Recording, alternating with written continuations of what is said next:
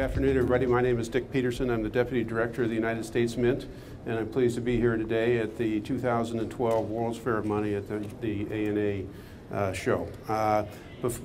This is all about open dialogue and Q&A back and forth, and I hope that we can have that. Before I do, let me give you some topics that you might be interested in, just a little update on what's going on at the Mint here in the summer of 2012. We have three lines of business. We have the circulating production, we have the bullion, gold, and silver production, and we have the numismatic production for the very popular proof and uncirc sets and other numismatic coins. On the circulating side, what happened at the beginning of at the middle of 2008 and into 2009 when the economy was going down, we saw people going into their piggy banks to get the money for gasoline and groceries. All that coin went back to the Federal Reserve. And the Federal Reserve said, our vaults are getting full, we don't need any new coin from the Mint, and they turned off the spigot from the Mint. And so our production volumes on the circulating side went down to the lowest levels we've seen since like 1959 or 60.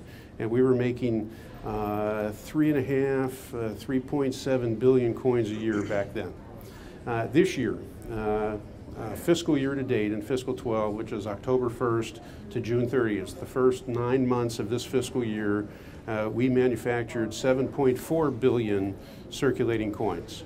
And so that's up very nicely off the bottom that we saw in 2008, 2009, essentially double the production on the circulating side. So our circulating facilities in Denver and San Francisco, or Denver and Philadelphia here, are back to normal volumes that we're used to seeing back 2007, 2008 volumes. On the bullion side, back in 2008, 2009, what we saw in the economy was the flight to safety, that investors weren't sure whether their real estate money was safe, whether their stock assets were safe, and so they exited those markets and they poured into the precious metal markets. And so we saw gold and silver volumes go to unprecedented levels. Silver in particular went up to above 40 million units, silver 1 ounce pieces in 2011, calendar 2011. And so last year we actually moved some production of silver from West Point out to San Francisco to give West Point. West Point has so many presses and they have so much capacity to make bullion, and then there are other products that Congress legislates that we make at West Point. And so to make all the bullion that was demanded, we needed to move some production out to San Francisco. This year we're seeing that drop a little bit, the 35–40% drop in the volumes of precious metal bullion right now. On our numismatic side, we're pleased to bring to market, I don't have a little show and tell piece, but I showed it earlier, the new coin and currency set. Last year at this meeting I announced the 5-coin anniversary set, 25th anniversary set of the Silver Eagle program. This year we're announcing and going on sale today with the coin and currency set, which is a $5 bill, $5 note from our sister bureau, the Bureau of Engraving and Printing, and one of our silver proofs that we made in San Francisco this year. So the numismatic business had a record year in 2011, and that was really driven by the pricing of gold and silver, that the gold and silver in the coins caused us to charge more for the coins, and so our revenues in 2011 were high. In addition to that, we brought to market in fiscal 2011 2 Silver Eagle proof coins because of the timing difference in 10 and 11. So that's the peak in 2011 that you'll see on our revenues, about 713 million or so. And this year we're seeing that track a little bit slower.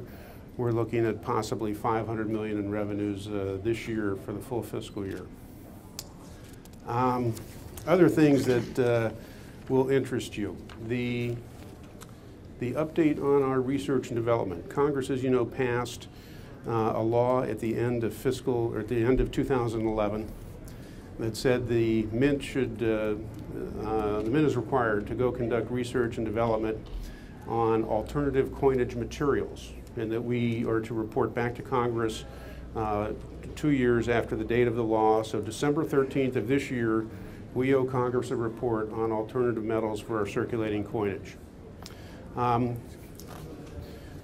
We don't do this very much.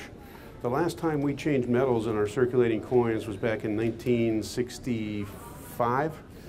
And so here we are, we're 46, 47 years later.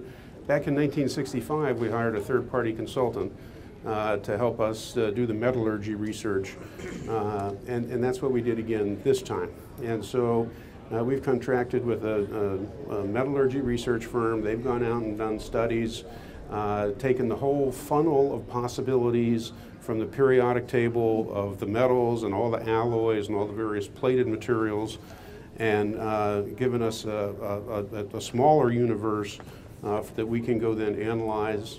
We've done some trial strikes here. We've done 2 rounds of trial strikes in Philadelphia, and we're analyzing and testing the samples that we made for a variety of things. For instance, the metal hardness, the ductility. Does the metal, when you stamp it, does the metal go fill all the voids and all the dies? And what kind of press tonnage does that result in? What are the costs for that? What does the various material, how does it stand up over time? Does it have the right wear characteristics, the right corrosion characteristics? What happens when the sweaty palm gets on it and stays on it, and how long does it last and stay the same color? So all the various characteristics, those are the things we're looking at right now. We are well along on the way to presenting our report to Congress. We have till December. We are right now preparing that report. That report then has to go get vetted through the Secretary of Treasury's office. The law actually says the Secretary of the Treasury shall perform research and development. We're the ones who go do it, but then he gets to see what we do. And so then we'll be submitting that report up probably after the Labor Day period, and then it will get vetted and go over to Congress on time in December. So that's our update on research and development.